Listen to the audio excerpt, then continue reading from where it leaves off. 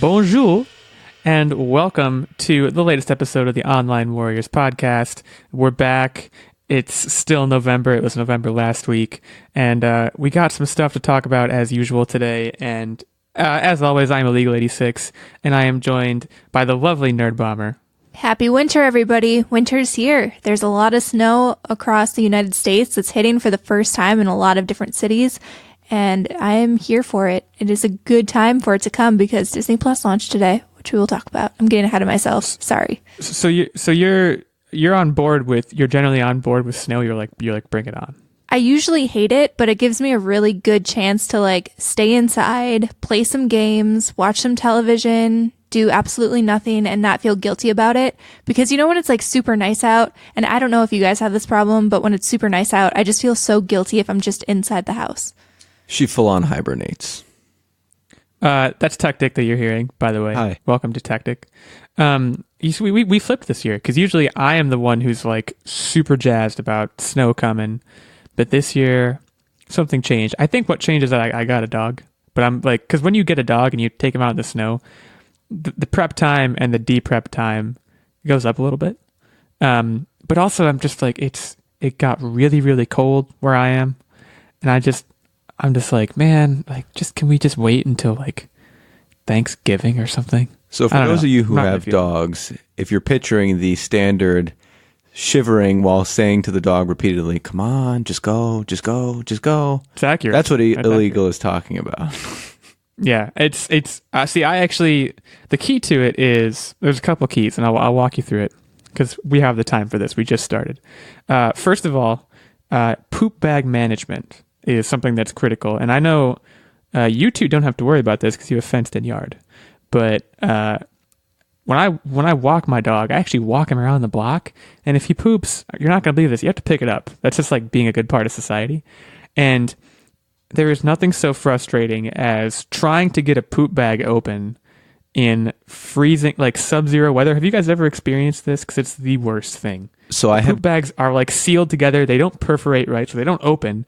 And you're wearing gloves, so you can't do it right. You got to take the gloves off. Your hands are exposed to the elements. It's the worst. I have grippies on my gloves, and I do experience poop bags because he won't poop unless I'm walking him. That is a weird syndrome, but okay, so you do know what I'm talking about. It's horrible, and I wasn't mentally prepared for it. So if you're out there and it's snowing where you are, if it's cold where you are, and if you have a dog especially, you know what I'm talking about. But we're not going to talk about winter the whole time today. We got a bunch of things to talk about. We're going to talk about James Dean. Remember him? He was before our time, but maybe there's some people out there who actually have watched his movies when they came out. I don't know. He's coming back, apparently. We're going to talk about this new Sonic trailer, which we talked about Sonic a while back when the first trailer dropped, and obviously that was a bit of a disaster. We're going to talk about Pixar's latest trailer for Soul, and we might also touch on Disney Plus, given that the launch day was, in fact, today, the day that we're recording this. So a lot of stuff to talk about. And we can dive right in and talk about James Dean. So you guys all know James Dean. He only died 65 years ago. Famously died after making only 3 movies. And I believe for all 3 of his movies, he was nominated for Best Actor and for BAFTA Awards. Yeah, I have it right here in front of me. East of Eden, Rebel Without a Cause, and Giant. He was nominated for Best Actor for all of them. And then in 1955, he died in a car crash at the age of 24. Well, he has apparently, nonetheless, just been cast in a movie that I believe is slated to come out next year, slated for theatrical release on Veterans Day 2020. The movie is called Finding Jack, and apparently a CGI-created version of James Dean will play the secondary leading role in what is being described as a Vietnam-era action drama. So, first things first, right off the top, thoughts on this from the two of you as a practice. I mean, we've seen CGI before, obviously Princess Leia in Rogue One. There are other examples that are not quite coming to mind right now, but as a general practice, how do you guys feel about it? I feel this in particular is very creepy and a little bit skeevy. So typically in the past, when we've seen CGI actors, like you said, it's like the Princess Leia's, or I forgot what Paul Walker's character's name was in Fast and the Furious, but it's usually like bringing a character back to close out their story after the actor has died. And they usually do it in a way where they don't like overly include the character, but they give the character one last final goodbye, pay tribute to the actor who passed and whatnot. And usually they do it semi-tastefully. This feels weird.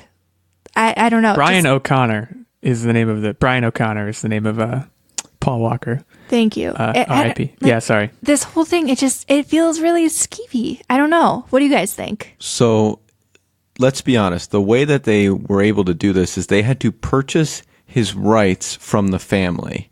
Okay. I don't know if they purchased his rights, but they signed off with the family. I don't know if the family was like, give us X amount of money. They acquired them. Okay. They acquired rights of a human being.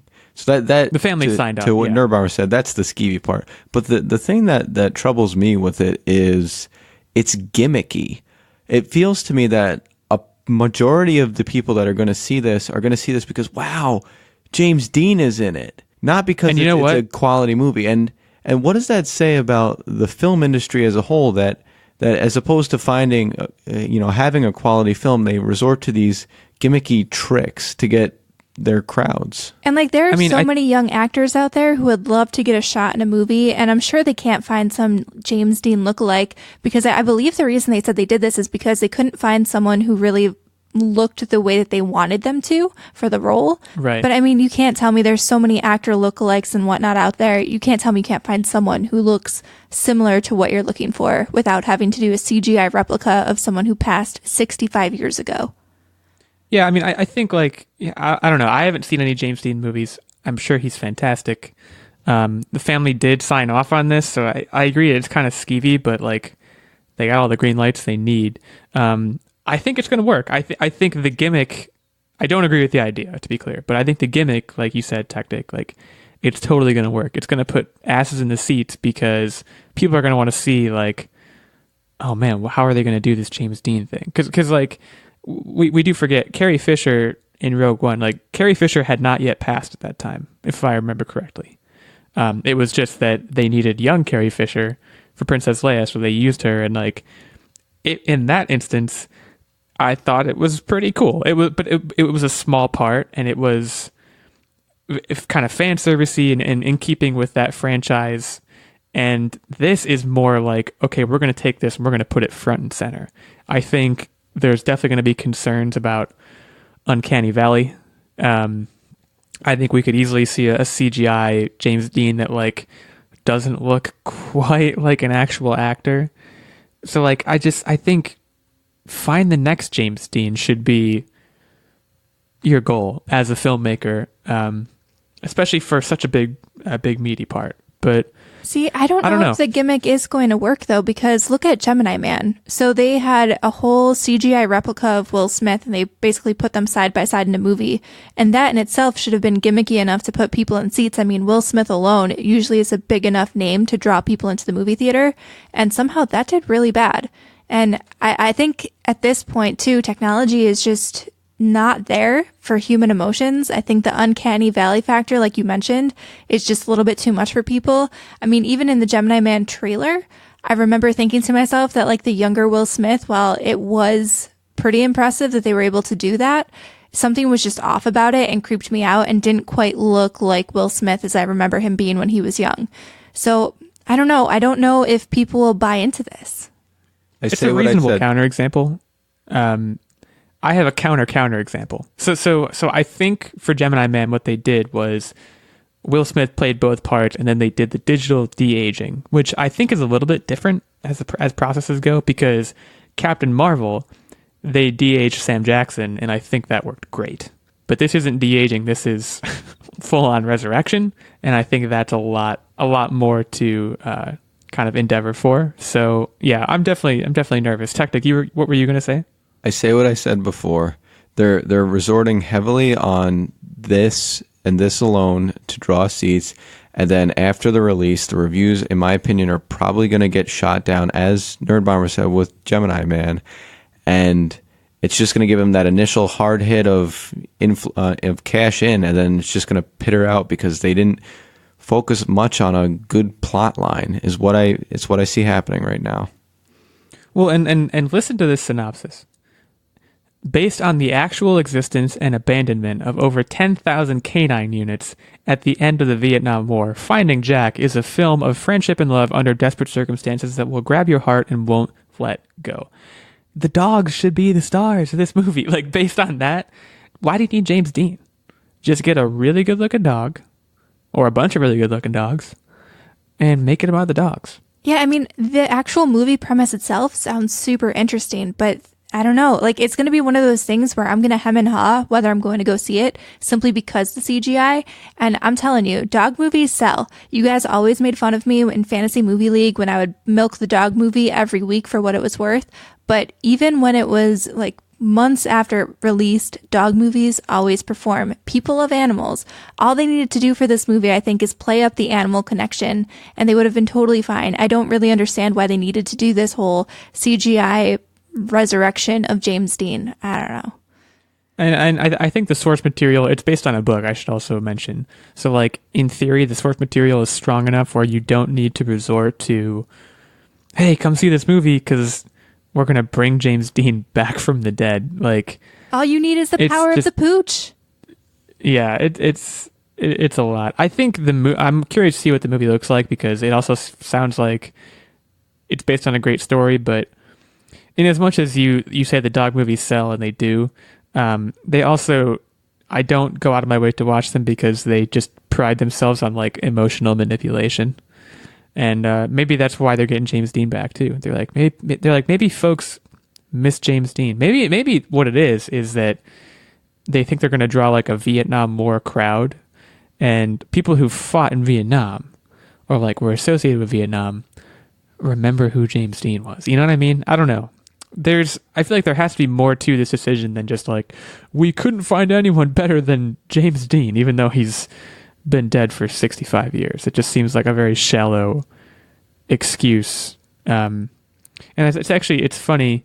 So I'm reading a lot of this from an article on IndieWire, and under related articles, Jimmy Stewart, Bette Davis, and more could be next digital humans after CGI James Dean. And I don't want to go down the rabbit hole and read a whole lot about that, but this could be setting a not great precedent. I love Jimmy Stewart. I certainly know who he is. I've seen a bunch of his movies. And like, that would upset me. Holistically, this might pose a real problem in Hollywood, where one, there's that whole aspect of resurrecting actors, but the other side of it, this movie is coming from source material. So is Hollywood in trouble where they can't come up with new original content that draws you in and can stand alone on itself? I mean, I would argue everything comes from source material. There's very few new movies. Like, there's very far and few between. I don't know if I said that right. Doesn't matter. Movie concepts that are super original, that aren't based on some book or some event that happened. That said, I think that if you are basing it off of something, you lean into the event or the thing that you're basing it off of. That's like the good marketing and the good storytelling. But I could be off base. Well, and how long are we, how far away are we from like, okay, Steven Spielberg wants to make one more movie. And he's like, all right, I need to cast this movie. And I want Marlon Brando. Like how far are we from this technology becoming so widespread that like you can just pick any actor from history? And I'm excited for them to start fusing actors. Oh my gosh. Name your like dream actor hybrid. I can't think of a dream one, but the one that comes to mind is Marlon Cruz. Tom Hanks and The Rock. Rock Hanks. Rock Hanks. Best of both worlds. He gives you Castaway. He gives you Baywatch. Giant dude yelling, "I was running." Yeah. In that case, maybe the horizon is bright, but I'm just kind of leery about like, because even if you see a movie with Marlon Brando in it, you're gonna be like, that's not really him. Like, if I was watching this movie, I'd be like, okay, it's cool that that's James Dean, but like, it's not really James Dean. And like his family, apparently, according to this article again, The family views this as his fourth movie, a movie he never got to make. It's like, for all we know, if he was still alive, he would read this synopsis and be like, I don't think so. You know what I mean? Like, it's not him. And maybe, I don't know, maybe I'm just too much of like a human purist. That sounds super weird. And the fact that this is the first time I have to think about it in this way is kind of weird. But like, even when you look at video games and stuff and you have actors doing mocap for video game animation, you can't capture the human emotion like you can with an actual person. I don't care how well you animate something. Like, if you want to make it look lifelike and realistic, your best bet is to just get an actual human. I'm still kind of in the camp where I don't know how I feel about like the lifelike CGI. I think you either go full animated or full live action. I don't know. Maybe that's just me.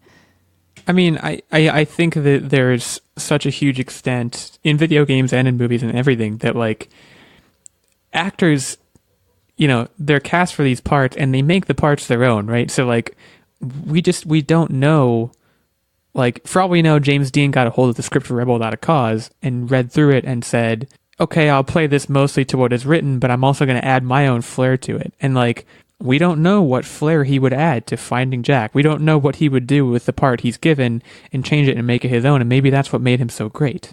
So like, I feel like it's kind of bastardizing the dramatic process, and it's bastardizing, it's undervaluing the actor's input into a great performance. So exactly. I mean, I don't know if you guys saw, there was a panel where they got the cast together of Zombieland 2, and they were talking about why they wanted to do a sequel to the movie.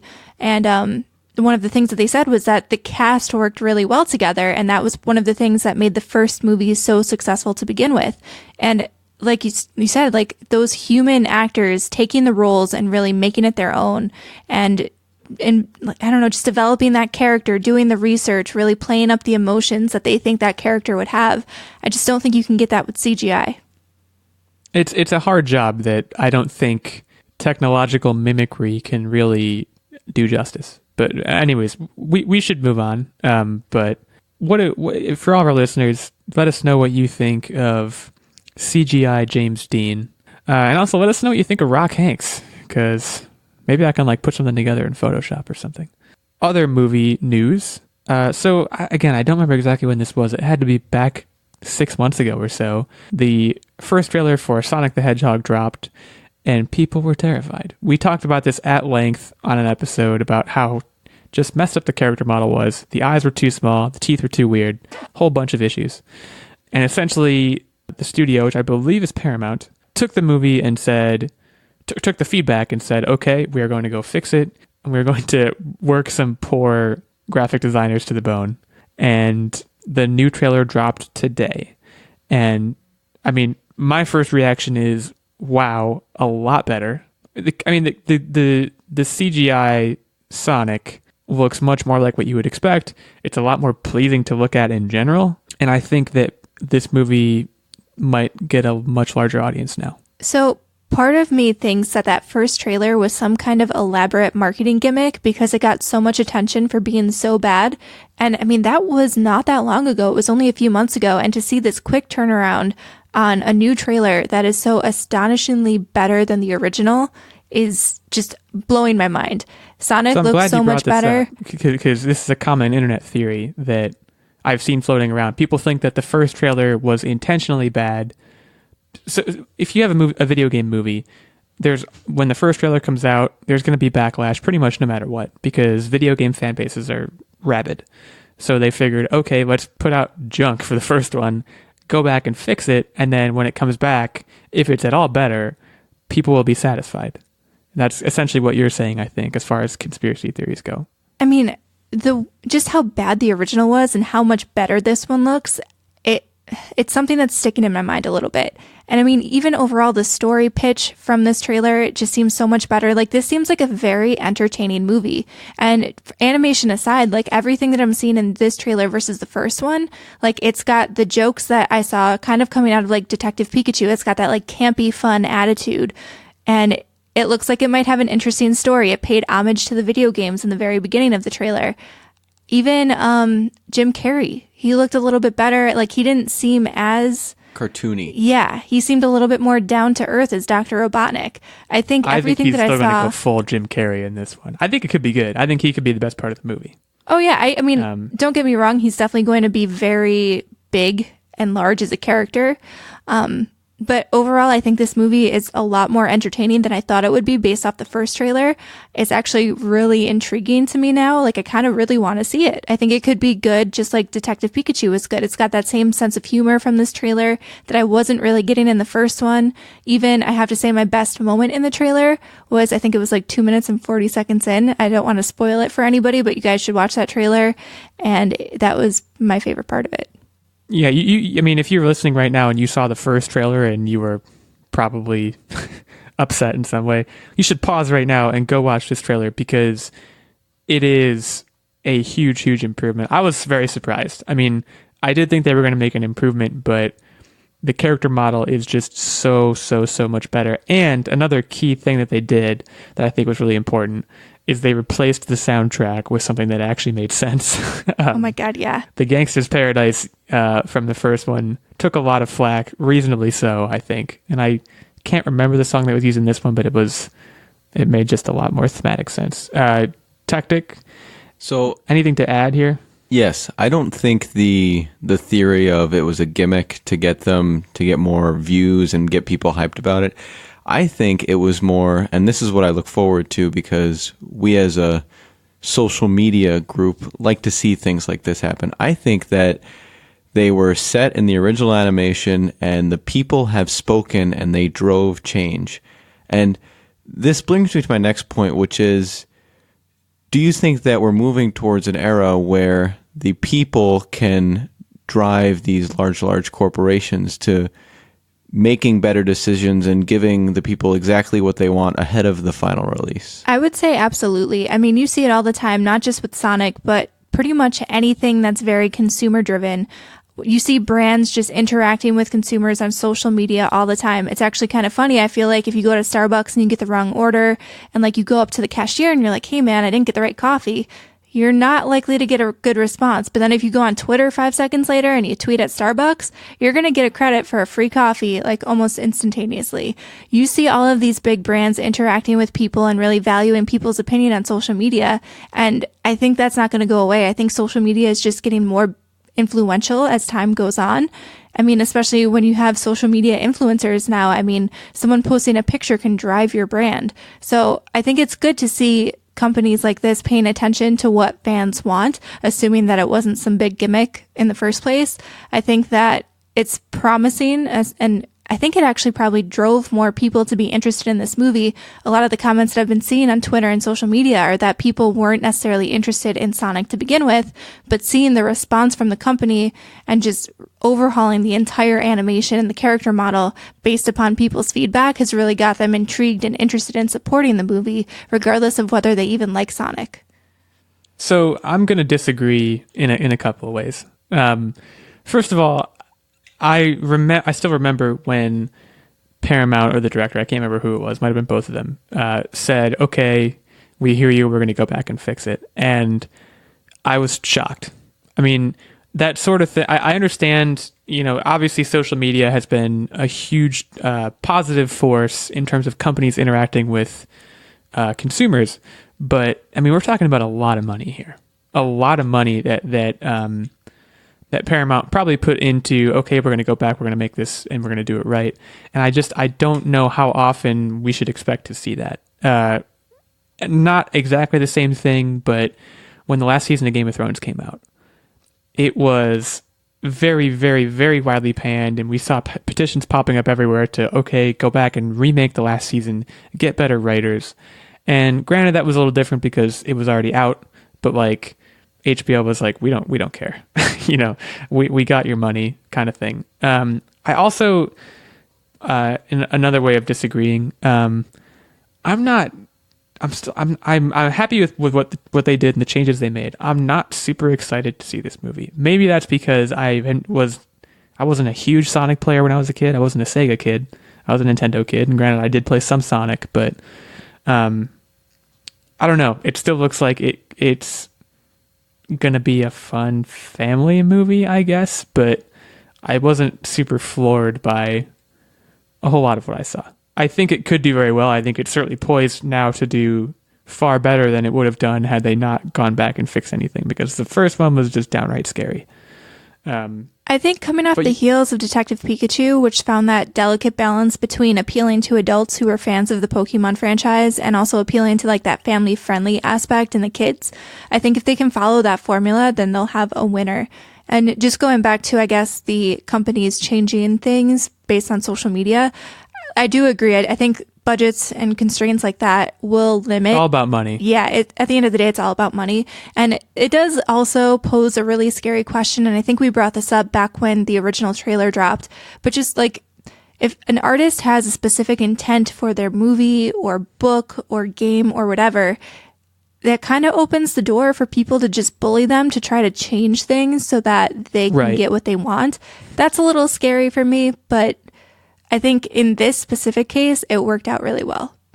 The question is definitely, to what extent do we trust people who are creating content and like see a trailer and say, okay, it doesn't look great, but I'll give you the benefit of the doubt. I mean, in this case, it was a lot starker than that because it was this beloved character that was very clearly wrong.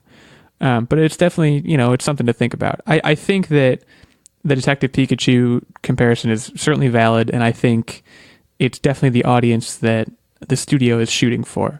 I'm not sure that the nostalgia base is as strong with Sonic as it is with Pokemon. In fact, I'm fairly certain it's not. But is it strong enough? Like yes, Sonic and Mario at the Olympics, I feel like people are very excited about that game. And even like Team Sonic Racing came out, and I was one of the first people, like I pre-ordered that bad boy. I played the heck out of it, beat the game. There's something about Sonic that really appeals to like that 80s and 90s era, because there was that big console war between Nintendo and Sega, and there's a whole like slew of people who didn't get a Nintendo for Christmas and got a Sega Genesis instead. I mean, all I know is that when I, am with people and I tell them I've never played Pokemon Red and I never played Pokemon Blue, which is true, by the way. What? People look at me like I have three heads. If I look at them and say I've never played Sonic, I just don't think I get the same reaction. I think in any case, I look at you like you have three heads. That's true. Techtic does often look at me like I have three heads. And you know what? Sometimes I do. Aren't there days where all of us have three heads? If you really think about it. Think about it. Anyways, Sonic, let me quickly Google what the release date is for this movie. And while you're again, Googling if you haven't seen the Paramount, if you're still listening, Detective Pikachu gave free Pokemon cards at the release of the show. If you can give us free swag, I will be going. And it's worth noting, I should also confirm that it's Paramount. I'm not 100% sure. It comes out Valentine's Day 2020, so very romantic movie for you to take your girlfriend and take your boyfriend and go on out there and see it. It's a movie all about being fast, so take your girlfriend. It is Paramount Pictures. It was previously the rights were acquired by Sony, but then Paramount acquired it in 2017. So February 14th, go check it out. Let us know what you think of the new trailer on the social medias. Right now, we are basically at the midpoint of the show, so we're going to do what we usually do and take a quick ad break. But first, we want to give our shout out to our fantastic Patreon producer, Mr. Ben Checkness. As you know, if you listen to this podcast more than once, Ben is our Patreon producer. He supports us on Patreon at the highest of our 3 levels. He is a Knight level subscriber, and for that he gets our Patreon producer shout out, he gets input into our weekly game segment, and he also gets access to the monthly vlog and the monthly secret segment as well. There are also 2 lower levels of support, the first being the Squire level, which gets you monthly secret segment and monthly vlog access, and the page level gets you access to the monthly secret segment. So if you want to support us, we love doing this. We hope you guys enjoy listening. And if you do, we'd love to have your support. You can head on over to patreon.com/onlinewarriorspodcast. And we would really appreciate that. So again, shout out to Ben. Shout out to all of our listeners. And let's turn it over to some of our friends for a quick promo. Hey everybody, this is RJ, Ash, Ray, Brandon, Harrison. And Bronson. We host a Dungeons & Dragons podcast called Realms and Nerds. Some highlights of our show include wreaking havoc in every town we visit, blowing up hot tubs, Killing off fan favorite characters. High necromancers. inappropriate wedding etiquette, And every now and then, actually good storytelling. Join us in the realms of Pridea for fun fantasy adventures. You can find us on Podbean, iTunes, Google Podcasts, Spotify, or just about wherever you get podcasts. Okay, welcome back. Sticking on the movie track, we're talking a lot about movies today. Sometimes it just be like that, you know? I'm a big movie guy, so I'm A-okay with it. Pixar is getting back in the game. And I say that as though they've been out of the game. They really haven't. But a new trailer just dropped, I think last week sometime, for their 2020 movie called Soul. Now, I'm going to read you kind of the brief synopsis. This is Pete Docter, who I believe was responsible for Toy Story 4. He's a known Pixar magician. Joe Gardner, a middle school music teacher, has long dreamed of performing jazz music on stage and finally gets a chance after impressing other jazz musicians during an opening act at the Half Note Club. However, an accident causes Gardner's soul to be separated from his body and transported to the U Seminar, a center in which souls develop and gain passions before being transported to a newborn child.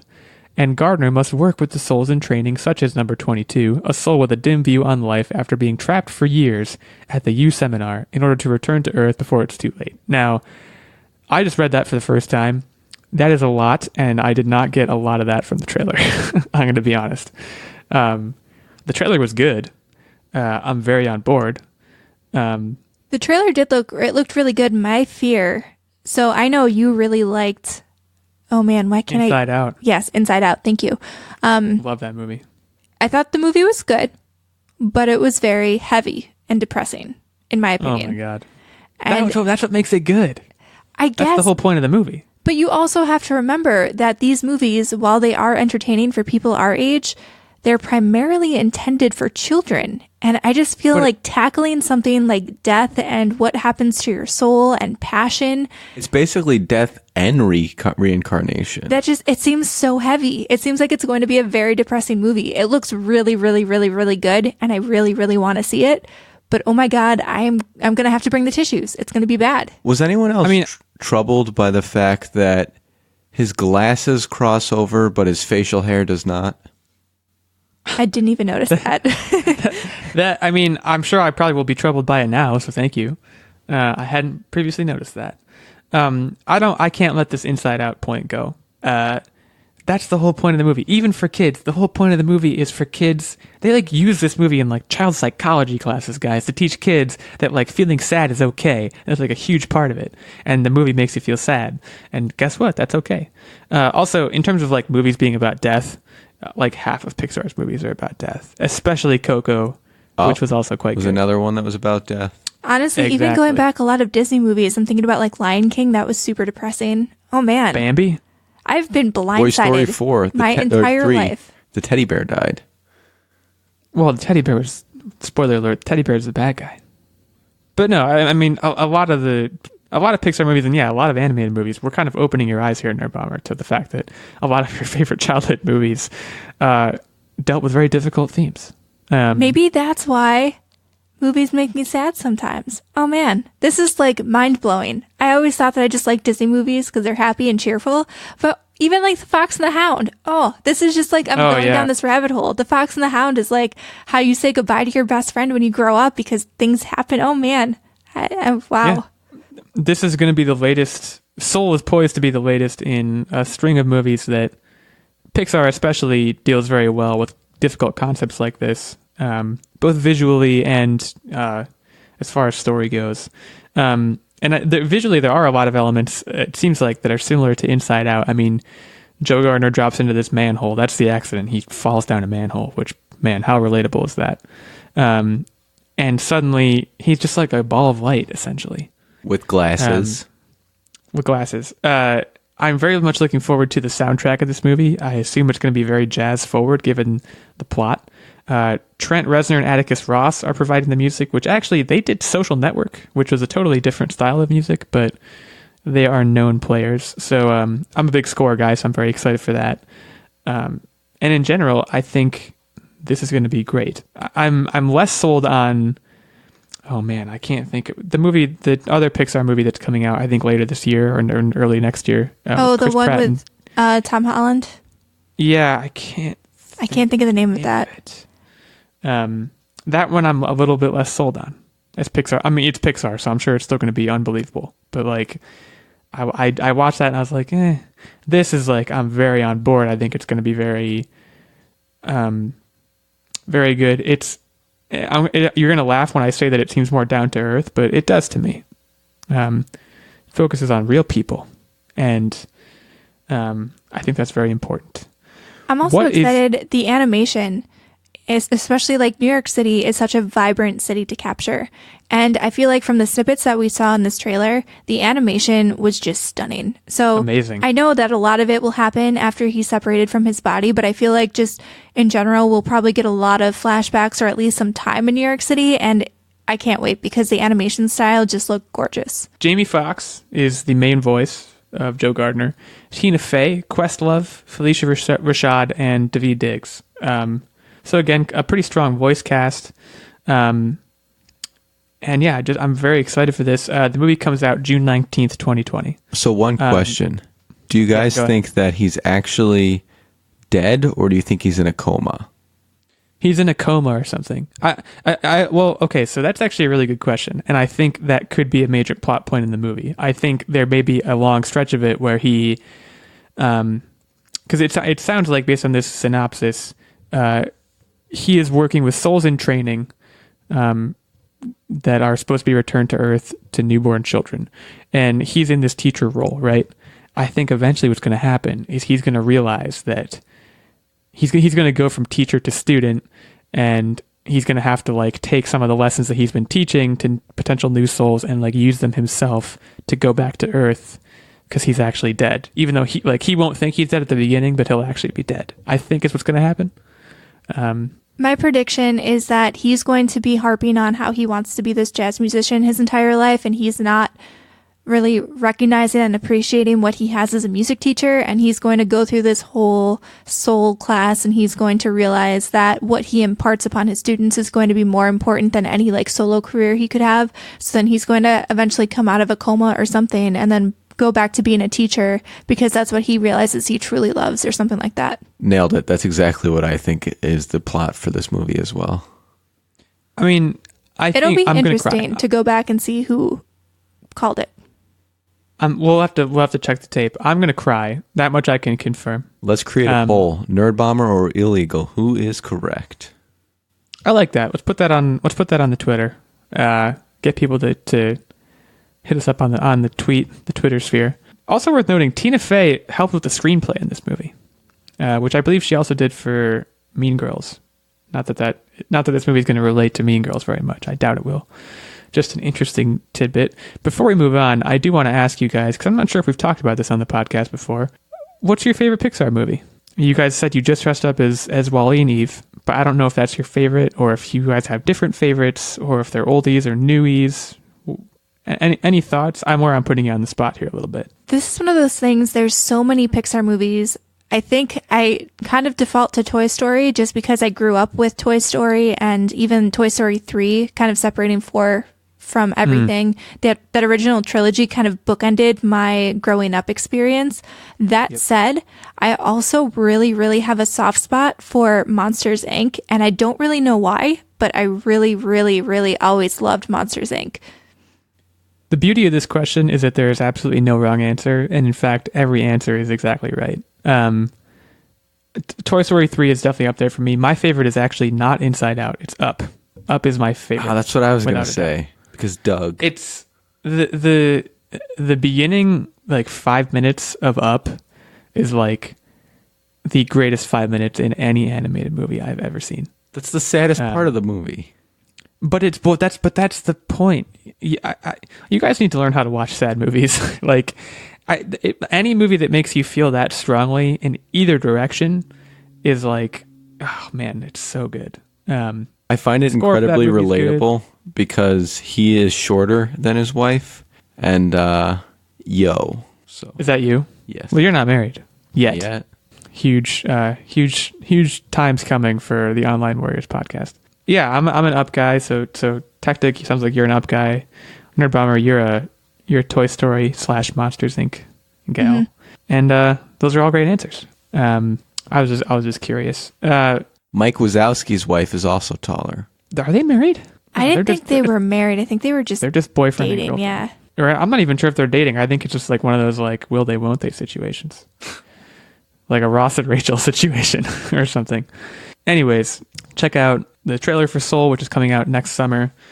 Should be a big hit. We're going to move on to What Are You Up To Wednesday, but before we do, we just want to touch briefly on a news piece. So Disney Plus, again, we mentioned, came out today, and it's actually seems to be hitting some snags. Essentially, there have been a number of connectivity problems, a number of technical difficulties here on this first day. So we have a bunch of people reporting on this. CNET, Hollywood Reporter, they're essentially saying that, people are getting a lot of connectivity problems. Canada and Puerto Rico thought they were going to get access today, and now they're being told that it'll be a week, which, boy, that's not great. I don't know. I mean, maybe they didn't realize the massive demand for this. I think they should have. I mean, the demand is kind of crazy, though. So every other streaming service or even movie that comes out or book or game or whatever, you always know that there's a large contingent of people who want to get it on day one. But across the board, I have never seen such a varied audience all simultaneously want to get into something on day one. Like, just talking to people that I know, you've got middle-aged people, grandparents, like young adults, little kids, everybody wants Disney Plus. There is so many things on this service, and not to like tout this or like advertise it, but I think it really does have something for literally anybody. And at such a low price point, I think so many people just want to dig into it, want to relive their childhood, or just watch some classics or something like that, or even get into the new series that I think so many people were really excited to get into this on day one that I don't think they anticipated. The DComs, guys. It's all about the DComs. I just want to watch Brink. Smart House, Gluck of the Irish. I mean, forget about it. The 13th year. I'm sure next week. Well, I shouldn't say I'm sure. I have a feeling next week we might talk a little bit about our early Disney Plus experiences. We are all going to be actually sharing an account, and we're going to be. I'm probably going to dive right into The Mandalorian.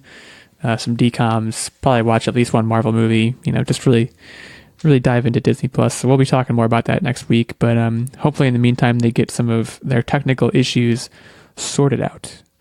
So yeah, let's move on to our What Are You Up To Wednesday section of the show, and I'm going to swing it over to Techtic to start us off today. Okay, so as all of you know, Nerdbomber and I play a lot of co-op video games together. And occasionally, we're both not available. So what we do is we have a single-player game on the side that one of us will play, and then our co-op game. And we never, ever, ever try to start another co-op game in parallel. So smart. I have started playing Spider-Man finally, and I know it's a little late to the game, but my goodness, is this game phenomenal. The graphics are awesome. For you. The story is engaging. Just swinging around the city is absolutely everything I've wanted to do, and is incredibly fulfilling. Yeah, so. It's amazing. It's only going to get better. It's a super deep game. It's going to take a while for you to finish it, but you're going to be enjoying it the entire time. At least I'm just doing side quests and getting backpacks, and I'm loving it. Yeah, I took a lot of pictures. Backpacks. See, for me, the backpacks were good, but I ran out of those too quick, and then I was just taking a bunch of pictures. I was really big into the pictures. The side quests in that game are amazing. And also the main quest is amazing. It's just, the whole game is just so well done. I'm so happy for you. So what suit are you rocking right now, Techtic? Right now I'm rocking the first spider suit upgrade you get, the one with the white, but I've taken abilities from other suits, like the yellow armor suit that gives you bulletproof ability. Because let's be honest, being shot is very, very annoying while you're trying to punch some other guy in the face. But I know there's some other good suits to come. I'm just a very low level because, like I said, I haven't really given the story an opportunity. I've been doing the side quest, which you get less XP doing that, but ultimately, I just like to explore and want to do that first. I will say, You wind up getting some good goodies too. he has his full comic book cred because not even getting very far into the story, but he already called one of the major twists, and I'm not going to call it out for fear of spoilers, but he basically called one of the major plot twists. So It's so obvious. They don't even try. I was going to say, I think I might have, if I know what twist you're talking about, we can talk after the show, but I think I saw it coming and I don't know anything. But I was just like, all right, that seems like what it's going to be. I think it might have also been spoiled by some of the promotional. Well, if you know the bad guy's real name, you meet him right off the bat. You're just like, oh, okay, he's the villain. Yeah. I was an Iron Spider guy, and until I got, because you don't unlock the Iron Spider until late, but I think I was just like, I'm an MCU fanboy, so I think I was just like Stark suiting it the whole time. But I think because I played it a little bit later, and they had the Tobey Maguire suit at some point. Oh, I did use the Tobey Maguire suit as well, and it was. I know amazing. for like all the DLC and stuff, because I played the DLC as it was coming out, and I think the Tobey Maguire suit was available. So I think I was Iron Spider for a lot of it, and then I switched over to Tobey Maguire suit. There's some of them. I mean, there's so many suits, and they're so cool. Some of them are freaking amazing, especially the ones you unlock later on. So yeah, I'm super, only level super excited 12, for you. So give me some time to get more suits. But yeah, very, very awesome game.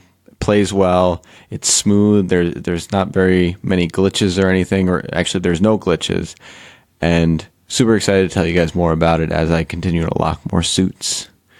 Spider-Man 2 is going to be a day one buy for me. Assuming that happens, but it almost certainly will. I feel like that's going to be the thing pre-order. that drives me to buy a console. Yeah, I was just going to say that could definitely be a PS5 situation for me if I don't think they're going to roll that out for the launch of PS5, but like maybe that next year they will, and that will probably result in me buying it. It's an amazing game. Nerdbomber, what do you have for us? So while he was playing Spider-Man, I finally got a chance to delve into Astral Chain, which I bought when it came out. I actually pre-ordered it because I was super hyped about the game, and then I just never got around to playing it. So I finally got, I would say probably like 3 or 4 hours into the game. It's very interesting. So I don't usually play JRPGs. I'll just put that out there. So it definitely leans very heavily into the Japanese influence, obviously. Very like anime type animation and design. That said, the entire game so far is just a graphical... it's incredible. There's so many cool colors and stuff flying at you. It looks very techno-futuristic. I really like the graphical design. The gameplay is very interesting. I feel like you have to divide your mind a little bit because not only are you controlling your main character, but then you also have your chimera that you're controlling, and you're basically using one stick and one set of triggers for one character while you're using one stick and one set of triggers for the other character. So it's a lot of multitasking, which is very unique to a lot of the games. I play a lot of like shooters or just regular, like you control one person and you walk around. So it's a very different type of game than I usually play. And the soundtrack is a banger. Like the techno music is pretty good. I was bopping. A lot of boots and pants. So Boots and Cats is what I thought it was. Whatever. Watching Nerdbomber play that, you can really see the mental struggle when you're playing that, because your one character is kind of like jumpy while your other character is moving around, and then you eventually get it. So I'm interested to try it for myself to see how really difficult that is to divide your brain into two and control each. Now, the side question is, do you think it would be easier to just give up a controller and have one person control your chimera and you control the other person? I'm sure it would be easier to do it in co-op mode, and they have a co-op mode built in, so you definitely can do that. I think it's going to be one of those game mechanics, though, where it's kind of difficult to get used to at first, but then the more you play it, you'll just kind of become second nature with it. And I think eventually I'll pick it up and it won't be that difficult. I think my main problem is that I'm jumping between that and something more traditional in control scheme like Borderlands. So I think just trying to separate like this stick does this while this stick does this and everything controlling one character. I think I just have to like mentally break when I switch games. Well, there you have it. Astral Chain so far gets the Online Warrior stamp of approval. I want to update you on 3 things, but they're all really quick. One, and this is my Techtic-esque update. I got around to shopping for some Christmas decorations a little early this year, and I got some new lights for outside that I'm very excited about. I actually put one of the strings up, and it looks phenomenal. Once both strings are up, I'll probably put a photo on the old Instagram or the Twitter or something. So be on the lookout for that. I saw Parasite this weekend, which is actually a Korean movie that's doing very well. It has really good reviews, like a 99% on Rotten Tomatoes. Very interesting movie. It starts as a comedy. It's billed as a comedy. It's very funny for the first half, and then in the second half, it turns into a completely different movie that's very dark and deals with a lot of complicated social themes. It's also a great suspense thriller in that portion of the movie, so I'd strongly recommend it, even if you aren't really a foreign film person, because I'm really not. If you're okay with reading subtitles, it's definitely a good experience. I would strongly recommend it. Is it in theaters, or did you have to rent it on a service? It's in theaters right now. I believe the North America release was either this past weekend or maybe the weekend before, but it should still be up. I mean, it's not a super wide release, but in a few places, I'm sure it's still up. So if you can catch it, it's worth watching. The final thing is, last week I mentioned I was playing Red Dead Redemption 2. It has officially been tabled. I know this game is supposed to be amazing. I couldn't do it. Nerdbomber, you were totally right about that. So does this mean you're going to finally give the Walking Dead Telltale series a chance? Well, so what it means is I've dusted off the old VR machine, and I'm playing a game that I actually got when I first got the VR, which is Doom VFR, which stands for Virtual Effing Reality. Guys, it's pretty intense. It's extremely hard. I had played Doom 2016. I got pretty far in that game. I didn't finish it, but I generally felt like I was pretty in control of what was going on, had a pretty good grip on things. Virtual reality, I mean, not only is it intense, but the control scheme leaves a little bit to be desired. And it's just very, very difficult. Like, pretty much the first big battle, I was dying many, many times, even on just the regular difficulty. And Can you use the aim? Or do you have to use the regular move controllers? You can use, you can't use move controllers. You can use either a regular PS4 controller or the aim controller. I opted for the aim controller because I had a really good experience with the aim controller when I was playing Farpoint, which, by the way, is amazing. I always looked at that, but I never bought it. Farpoint is super good. You can borrow it. You can borrow it from me if you want. It is like a super, super good. Well, you need the aim controller though. So we'll have that. We have oh man, Farpoint? No, that's what we were just talking about. Fire Team? The one where it's the military game. Yeah, I didn't play it that often, but we have it. Well, I heard that one was good. Was it really good?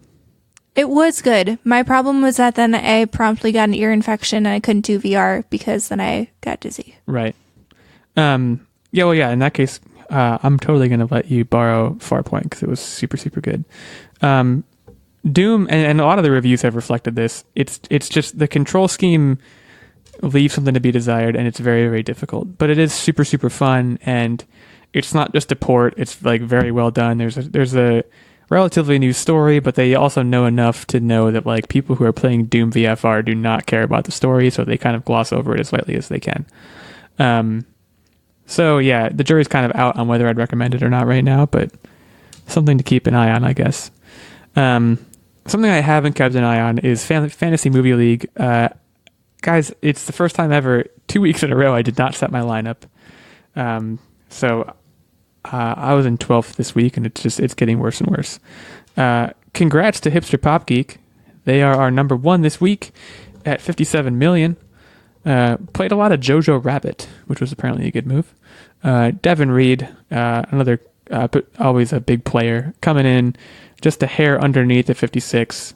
Spitfire in third at 52. Justin AR Radio, one of our newer players, at 49. I see he played Parasite a few times. Mecha Yoda at number 5 with 48. Techtic with 46 at number 6. And then followed very closely by Nerdbomber at 45. Haggard's Tech at 42.5. Florida Hawk at 40.5. And Secret Asian Man at 37, actually closer to 38 million. So, looking briefly at the overall for this season, I'm not going to read the whole thing out, but HipsterPopGeek holds a commanding lead with 240 million to Devin Reed's 184 million. Mecha Yoda rounding out the top three with just a hair under 180. So if you do want to join us and play, it's a lot of fun. You can head on over to fantasymovieleague.com, and our league name is Online Warriors Podcast, and it's a private league, but the password to get in is podcast all lowercase. We'd love to have you join us. Nerdbomber, you have a game for us this week. I do. I'm actually very excited about this game. So the topic, as voted upon on our Patreon, is crazy indie game titles. So I have a slew of wacky indie games, and I want you guys to tell me if you think they are either real or fake. I'm excited for this. I'm so ready. Let's do it. Okay, so the first one, the name is Clam Man. Oh, that's real. That's real. All right, so I don't know. Did you guys play this one? Have you heard of it before? No, just instinct. Okay, so it is real. It's a game about a man who is also a clam. It's a point-and-click adventure game focused on jokes and story rather than puzzles, made by Team Clam, and you can find that on Steam. All right, so before we move on, my plan here, I have my eyes closed over here. I want that known. And I'm going to be saying whatever first pops into my head immediately. There's going to be no thought process here. So let's just keep going. All right, so the next one is Pig Snoot. That's fake. Pig Snoot's fake. Okay, you both got that right. It is fake. I made that up. I like snoots. Don't we all? All right, so the next one is Cultist Simulator. Real. Tactic? I am going to say real as well. Okay, so you guys are right. It is a card-based game by the Weather Factory where you play as a citizen whose actions may result in a cult following. Okay. Just like real life. Pretty much, yeah. So this next one is Extreme Ironing. Real. That's real. Tactic? That's real. Okay, so I stumped you guys. This is not a real game, but apparently it's a weird extreme sport that people play. Who knew? If you actually Google it, there's like crazy videos of people like ironing underwater, which makes zero sense, but that's a thing. They do it in like crazy spots. I don't know how this became a thing, but it is a thing. So I want to play it. We should Not real. we should just get together sometime and make crazy videos of extreme ironing. If you're a game dev, reach out to us. Okay, so the next one, bodybuilders in tutus. That's This fake. is real.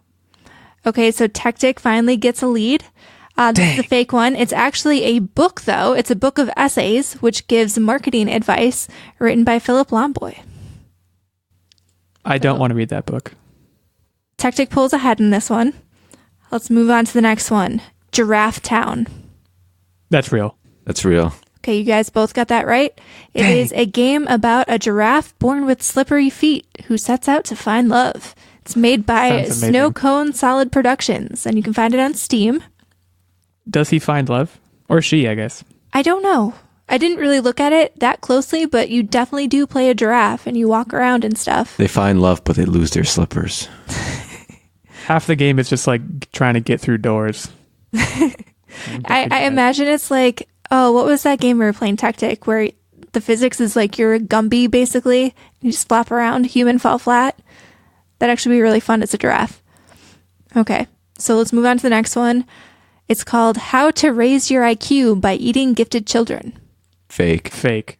Okay, you guys are good at this. This is fake, but it is actually a real book. It's a book of satire by Louis Frumkes.